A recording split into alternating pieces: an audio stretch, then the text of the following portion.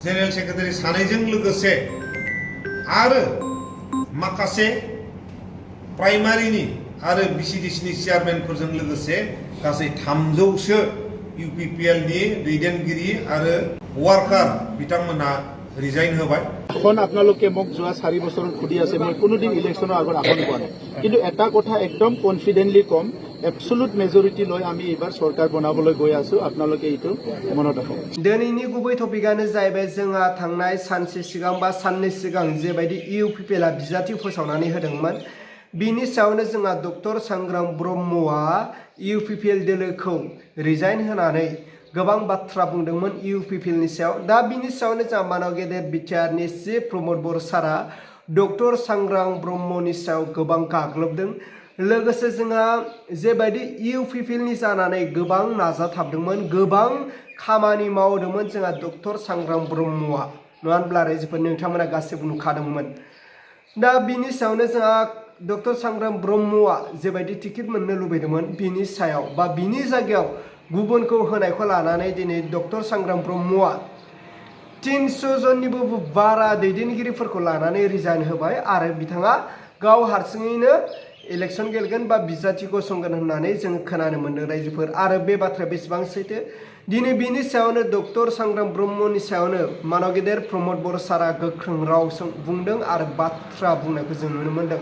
अब्ला रायजोफोर आंनि टपिकखौ आं गोलाव खालामाजासे जे डक्टर सांग्रां ब्रह्मखौहाय मा बुंखो जोंहा मानाव गेदेर प्रमद बर सारा, लोगोसे प्रमद बर सारखौहाय डक्टर सांग्रां ब्रह्मआ मा बुंदोंमोन बे भिडिअ क्लिपखौ आङो स्क्रिनाव होबाय। स' नोंथांमोना जोबजासे नायलांदो आरो खोनासंग्रोदो।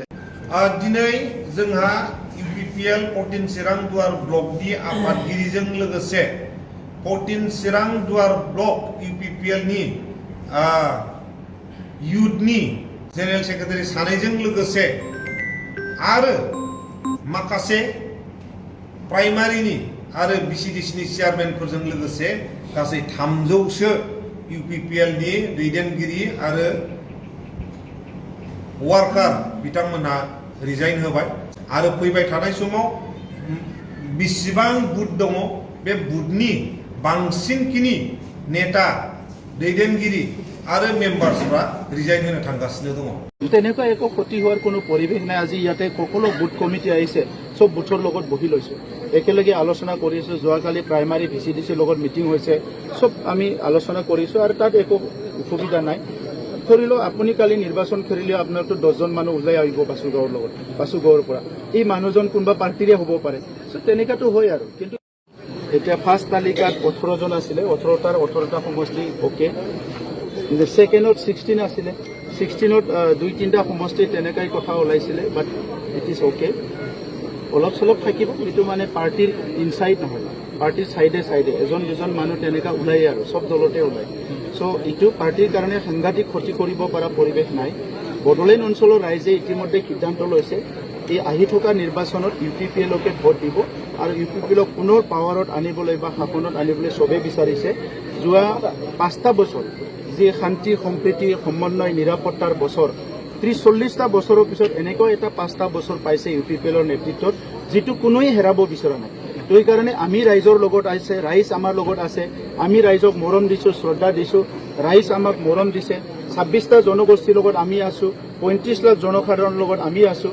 গতিকে আজিৰ সময়ত তেনেকা সৰু সুৰা ঘটনাবিলাক ইউপিপিএল দলত একো ক্ষতি নহয়।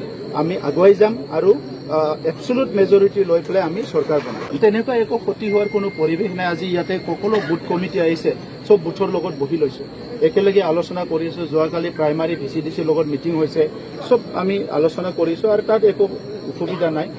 ধৰি লওক আপুনি কালি নিৰ্বাচন খেলিলে আপোনাৰতো 10জন মানুহ ওলাই আহিব বাসুগাঁৱৰ লগত, বাসুগাঁৱৰ পৰা। এই মানুহজন কোনোবা পাৰ্টিৰে হ'ব পাৰে, চ' তেনেকাতো হয় আৰু। কিন্তু সেইটো ইমান ডাঙৰ একো ক্ষতি নহয় ইলেকশ্যনত। আচ্ছা আচ্ছা, ধন্যবাদ। হাগ্ৰামা মহিলাৰে 3য় স্থান দিছে। আমি 90 ডিগ্ৰী টাৰ্ণ কৰিলে তেখেতে পিছত যাব, আমি আগত আহিব থাকিবও পাৰে। কিন্তু দলীয় সিদ্ধান্তটো সিদ্ধান্ত হয়, দলীয় সিদ্ধান্তৰ লগত আমি আগুৱাই যাব লাগিব। আৰু দলে কি চাব, এই অঞ্চলৰ ৰাইজৰ কি ভাল হ'ব, এই অঞ্চলৰ জনগণৰ কি ভাল হ'ব, দলৰ কি ভাল হ'ব, এই কথা লৈ পেলাই সিদ্ধান্ত কৰিব। আৰু ব্যক্তিগত কাৰোবাৰ এজনক লৈতো দলে সিদ্ধান্ত কৰিব নোৱাৰে। গতিকে দলৰ এটা নিয়ম নীতি থাকে, আইডিঅলজি থাকে, এম এণ্ড অবজেক্টিভ হয়, সেইটো লৈয়ে আগবাঢ়ি যাব।